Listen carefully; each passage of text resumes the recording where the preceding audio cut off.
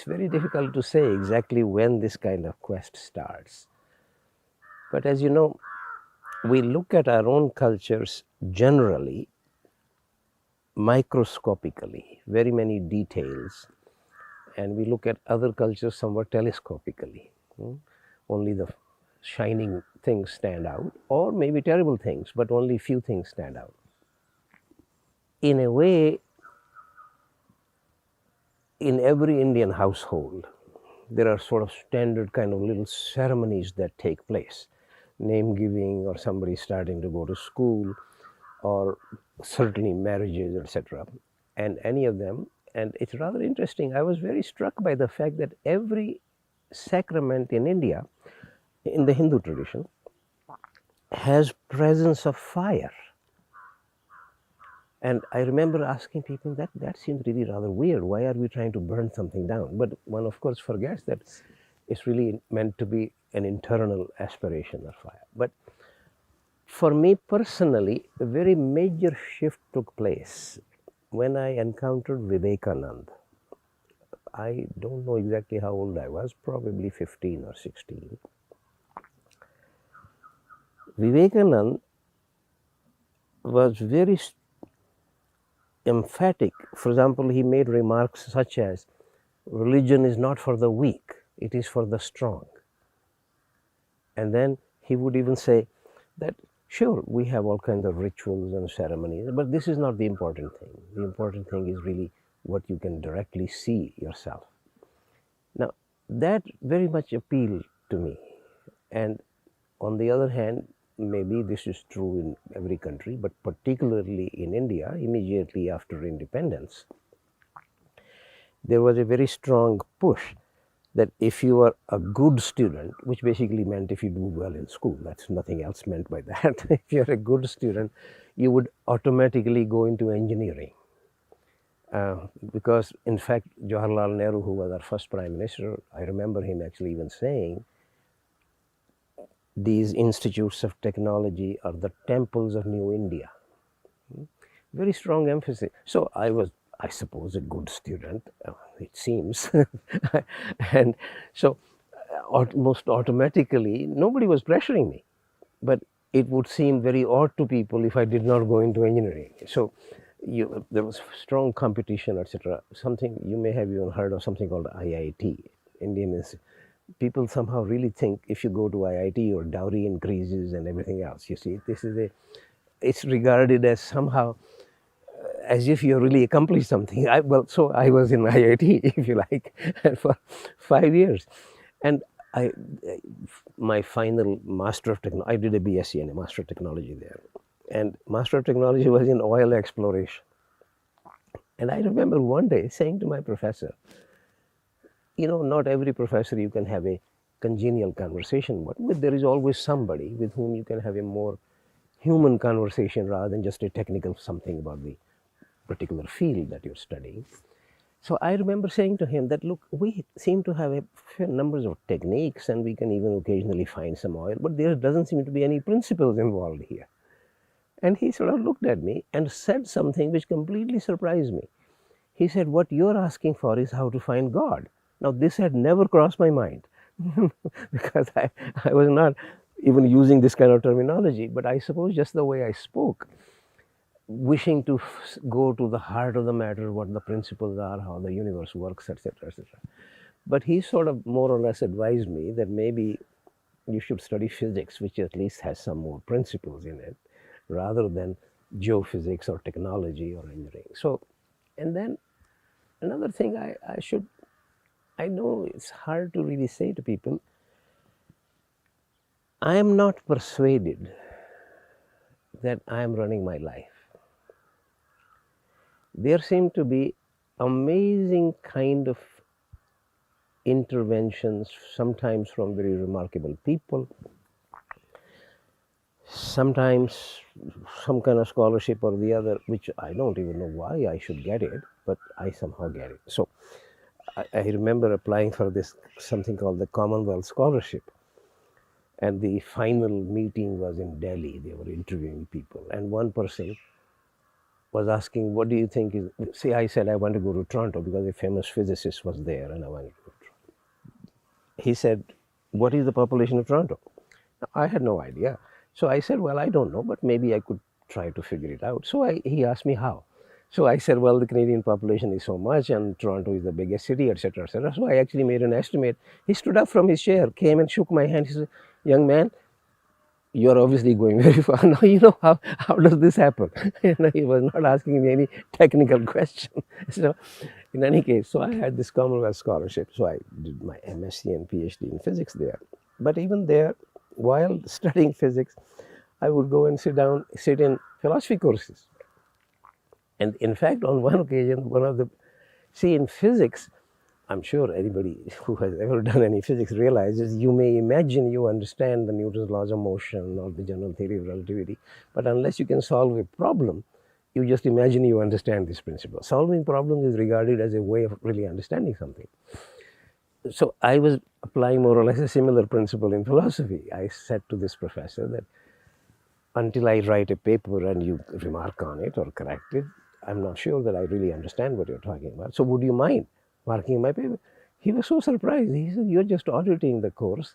Why would you take the trouble to write? But you see, from my point of view, if I'm doing something, I might as well learn something. So in any case, at the end of I was at the University of Toronto for 4 years because I did an MSc as well as a PhD. I had to shift from engineering to physics. And this gentleman says to me, look, you have done enough courses, you should get an MA in philosophy, which surprised me completely. So I went to see the registrar of the university, and this might surprise you. University of Toronto at that time used to have a rule. They still may have it. I don't know that because I graduated from there in 1965, so that's a long time ago. Their rule was if you do a PhD from Toronto, you cannot get any other degree from the University of Toronto because they think you are an educated man, if you would believe this. So this registrar said to me, well, then you have to first of all do an MA in philosophy, then you can finish it would have taken an extra year. So I didn't do it. In any case, I finished my PhD, also got married in Canada to somebody who had actually been in India for 2 years, a Canadian person who had been in India. And she had been for a year in a Krishnamurti school in Varanasi. So in any case, we got to know each other. She asked me if I knew anything about Krishnamurti. I had never heard of him. And again, this is a bit of a surprise that until almost 1970, none of his books were published. Now there are literally hundreds of books under the name of Krishnamurti. So, but we found some psycho-styled papers they used to have. It made your hands dirty even, in the Theosophical Society. They had one of his talks. So in any case, after we got married, we came back to India. That was my intention. In a certain way, without making much drama about it, I suppose I was really a bit of a nationalist, meaning a wish to serve Mother India. I had absolutely no doubt in my mind that that's what I wanted to do. So I came here and was here for nearly 10 months struggling to get a job. I'm newly married, newly PhD, but I couldn't get a job. And they had set up something called a scientific pool just to try to encourage people to come. But basically that was just giving you some money to survive, but it was really not a job at all. So meanwhile, I was getting several job offers from Canada, because Canada, the whole population is very small. Not many people were doing PhD in physics. People know each other. So finally, we decided to go back to Canada in 1966. So then as an immigrant, earlier I was only as a student.